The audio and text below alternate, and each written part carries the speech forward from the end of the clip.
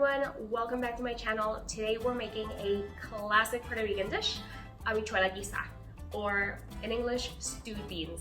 If you've ever been to Puerto Rico, if you've ever had Puerto Rican food, you know that if you get rice, it doesn't matter what type of rice you get, it's usually accompanied with a side of beans. Stewed beans are really easy to make. I'm making mine with pumpkin because I have this leftover pumpkin, but if you don't have pumpkin, you can just toss in 1 or 2 potatoes. Of course, you need a can of beans. I'm using pink beans, although my favorite are Goya red beans, but this is what I had.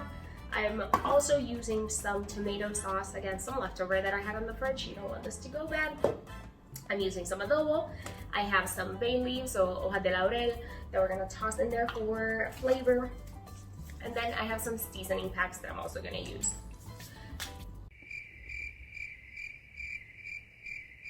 On top of all of these ingredients, I'm also using cooking ham, and I'm using some recadito to get my sofrito started. This step is completely optional, but I'm going to mash some garlic.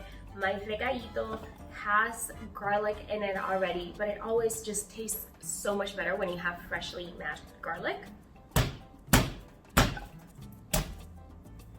If you give the garlic a couple of whacks while it's in here, the peel will come right off. You don't have to struggle with that. Another trick, if you're using a pilon, take a little bit of adobo, sprinkle it in there over the garlic, and that'll keep the garlic from just jumping all over the place. Our garlic is done. It looks sort of like a paste. I'll show it a little bit up close when I'm ready to put it in the pot, but the idea is that you don't want garlic chunks in your stew. That's also why we're not just chopping garlic and tossing it in there. You want to make sure you really grind that garlic, mush it, and turn it into like a pasty consistency. Now that that's done, I can officially go ahead and start the base for my stewed beans. The pumpkin, of course, I have to peel it and I have to cut it into small squares, but that's something that I can do more towards the end. I'm not gonna add the pumpkin into the stew until everything is together in this pot. I don't know how many of you use cooking ham. This is a piece of cooking ham that I've had for a while. I just keep it in the freezer. I get it at the Puerto Rican store, but if you were to get this or try to find it at a regular store, I think it's just regular cooking ham or ham steak, maybe. I don't know.